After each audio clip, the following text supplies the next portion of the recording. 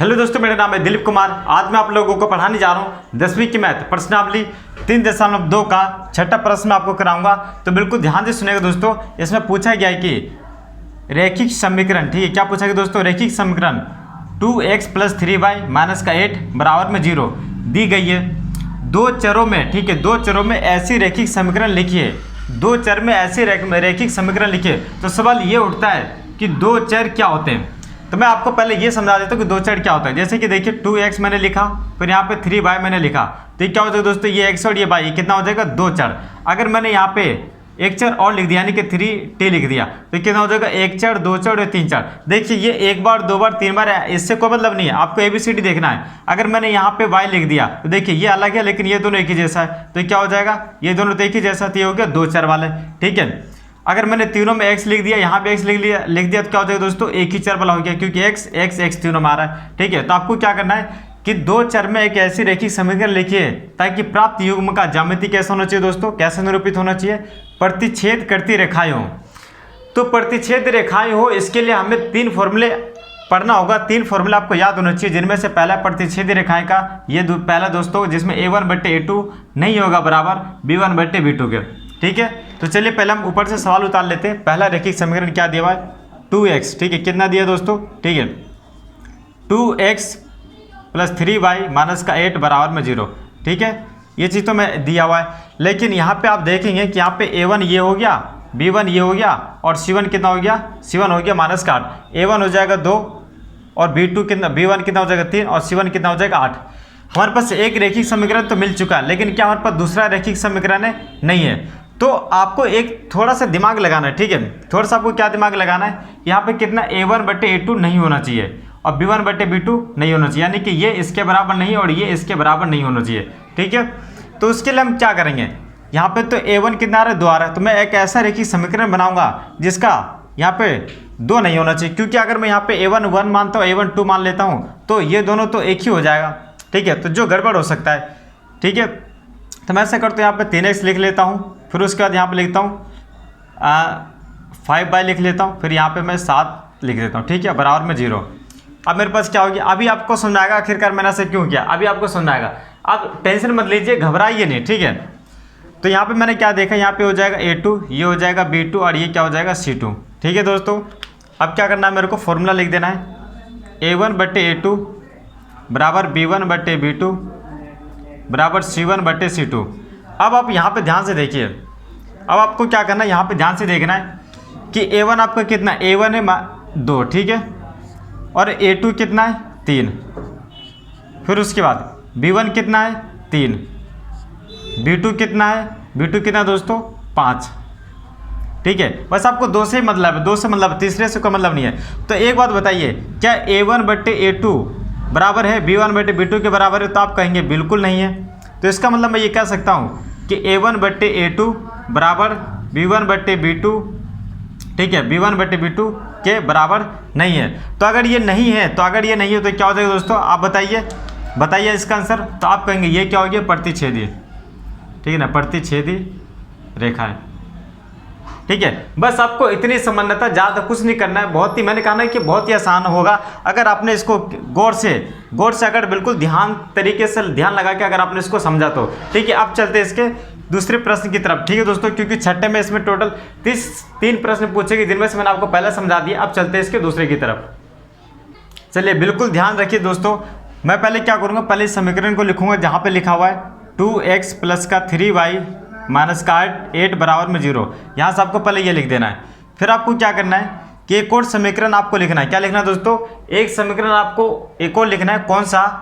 जहाँ पे आपको क्या बताना है? समांतर रेखाएं हो। अब यहाँ पे क्या करना है दोस्तों? समांतर रेखाएं हो, उसके लिए हमें क्या करना है कि a1/a2 बराबर होगा b1/b2 के, लेकिन c1/c2 बराबर नहीं होगा। तो इसका मतलब ये कह सकता हूँ कि अगर ये 2 है तो आप इसको 4 मान लीजिए, ठीक है। एक और क्या करें दोस्तों? 4x ले लीजिए, और यहाँ पे 3 है तो 3 दोनों कितना हो जाएगा? 6। इसको 6y मान लीजिए, ठीक है। इसका 2 से गुना कर दीजिए, 2 से गुना कर दीजिए इन दोनों को, ठीक है। तो अगर 2 से गुना कर दीजिए, 2 दूना हो जाएगा 4 और 2 कितना हो जाएगा? 6, ठीक है। जरूर नहीं कि यहाँ पे 4 ही हो, यहाँ पे 2 घंटे 5 10 भी ले सकते हैं, ठीक है, 10 भी ले सकते हैं, और यहाँ पे आप क्या लिख सकते, 10 दूना 2 पंजे 10, 2 अठे 16 लिख सकते हैं, ठीक है। तो 16 में अगर तो नहीं आएगा, लेकिन अगर मैं 2 पंचे 10 कर देता हूँ इसे, ठीक है। अगर मैं 5 से इसको कर देता हूँ तो 5 हो जाएगा 10 और 5 देखिए कितना हो जाएगा 15। यानी कि आप ऐसा भी ले सकते हैं 10x और 15y लिख सकते हैं, ठीक है दोस्तों। क्योंकि अगर ये 2 एकम 2 और 2 पंचे 10 यानी कि 1/5/1 बचेगा और 3 एकम 3 और 3 पंचे कितना हो जाएगा 15, 1/5 बचेगा, ठीक है।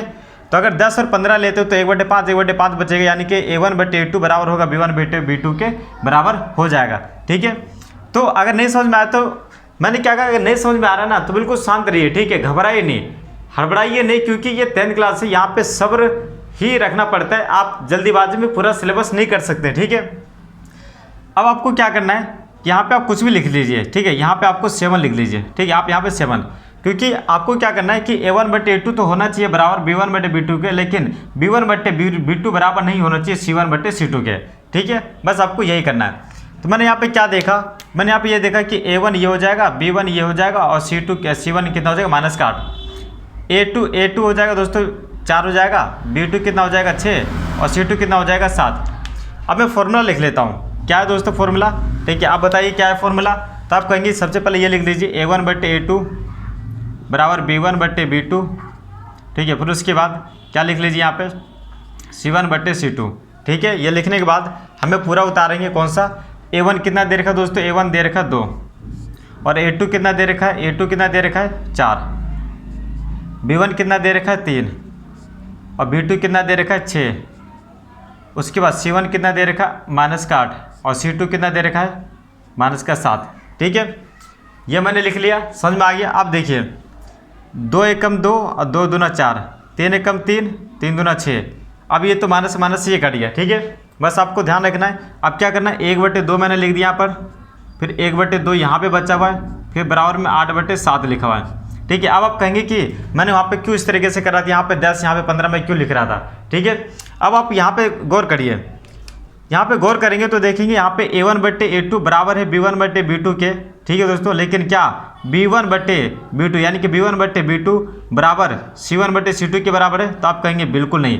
तो अगर ये बराबर नहीं है तो हमारा आंसर क्या हो जाएगा दोस्तों, समांतर हो जाएगा। तो मैं इसको क्या लिखूंगा, ठीक है, समांतर रेखाएं, ठीक है। इसीलिए मैंने कहा था कि आपको फॉर्मूला याद रखना है। जब तक आप फॉर्मूला नहीं याद कर सकते, जब तक आप बिल्कुल भी मैथ नहीं कर पाएंगे, बिल्कुल मैथ नहीं कर पाएंगे। अगर आपने इस फॉर्मूले को याद नहीं रखा तो वैसे बहुत सारी चीज़ें याद रखते, किसी के लड़ाई झगड़े याद रखते हैं, किसी के दुश्मनी याद रखते हैं, ठीक है।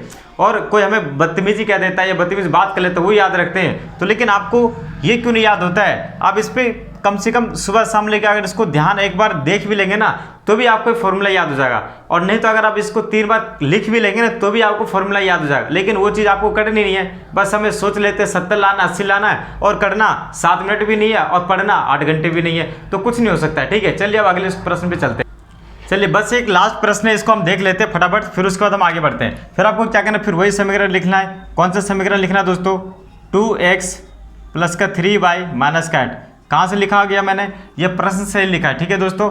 फिर मैंने यहाँ पे क्या देखा कि मेरे को तीनों चीज़ें बराबर चाहिए, मुझे तीनों चीज़ें बराबर चाहिए। तो एक बात बताइए, अगर मैं इसको पूरे समीकरण को दुगना कर देता हूँ, यानी कि ये हो जाएगा 4x और ये हो जाएगा 6x और ये हो जाएगा 8 दूना 16x, ठीक है, यानी कि सिर्फ 16 हो जाएगा और ये 0। तो मैंने यहाँ पे क्या देखा कि 2 एकम 2, 2 दूना 4, ये पूरा यानी कि 1/2 हो जाएगा। फिर 3 एकम 3, 3 दूना 6 यानी कि 1/2 हो जाएगा। अगर मैंने काटा तो 8 एकम 8 और 8 दूना 16 यानी कि मेरे तीनों बराबर हो सकता है, जो मैं संपाती ला सकता हूँ, ठीक है। तो इस तरीके से आप करेंगे। तो मैंने यहाँ पे क्या मान लिया, इस समीकरण को इसका दुगना मान लिया। क्या मान के चला दोस्तों, दुगना।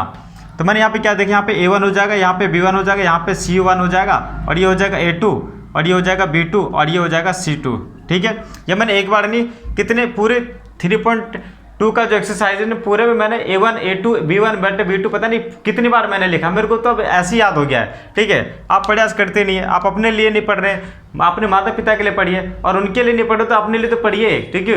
क्योंकि उनका तो समय चले गया माता पिता का, वो तो पढ़ नहीं सकते, लेकिन आप पढ़ के यहाँ से अब अच्छी नौकरी प्राप्त कर सकते हैं और अच्छा काम कर सकते हैं। इसलिए पढ़िए, दोस्तों के लिए मत पढ़िए, ठीक है। या किसी ऐसे 2 लोगों के लिए मत पढ़िए जो आपकी कोई परवाह नहीं करता, अपने लिए पढ़िए, ठीक है। आपकी कमाई आपके पास रहेगी। तो मैं यहाँ पे क्या लिखूंगा, फॉर्मूला लिख लेता हूँ। कौन सा फॉर्मूला लिखूंगा दोस्तों, पहले तो मैं नॉर्मली लिखूंगा a1/a2 बराबर हो जाएगा b1/b2 और बराबर हो जाएगा C1/C2। ठीक है दोस्तों, तो A1 कितना है यहाँ पे, A1 हो जाएगा 2 और A2 कितना हो जाएगा दोस्तों 4। ठीक है, उसके बाद मैंने यहाँ पे क्या देखा, ठीक है, मैंने यहाँ पे क्या देखा, B1 कितना हो जाएगा दोस्तों, B1 कितना हो जाएगा, B1 हो जाएगा 3 और B2 कितना हो जाएगा 6, C1 कितना हो जाएगा -8 और C2 कितना हो जाएगा -16। ठीक है, फिर मैंने यहाँ पे क्या देखा कि 2 एकम 2, 2 दूना 4, 1 कितना है 2। फिर यहाँ पे मैंने क्या करा, 3 एकम 3 और 3 दूना 6, क्या 1/2।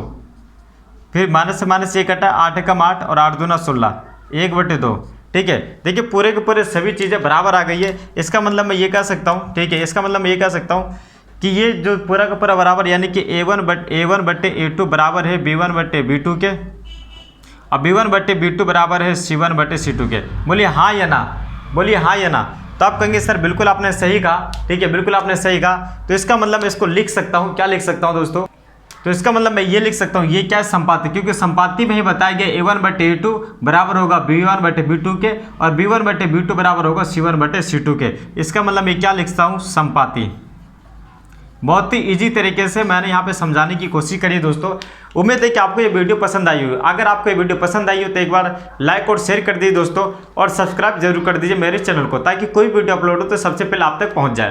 ठीक है दोस्तों, इस वीडियो को देखने के लिए आप सभी को बहुत बहुत धन्यवाद। इस चैनल पे आपको 8th 9th 10th क्लास की मैथ SST साइंस पढ़ाई जाती है, 11th 12th क्लास की पॉलिटिकल साइंस और हिस्ट्री पढ़ाई जाती है। इस चैनल पे आपको मैथ की शॉर्ट ट्रिक भी देखने को मिलेगी, आप वहाँ पे जाके सारी वीडियो देख सकते हैं, ताकि आप मैथ में अच्छे नंबर प्राप्त कर सकें और कम समय में सवाल को सॉल्व कर सकें। फिर मिलते हैं एक नेक्स्ट वीडियो में एक नए टॉपिक के साथ। तब तक लोग के नमस्ते, आप सभी अपना ध्यान रखिएगा। Okay bye.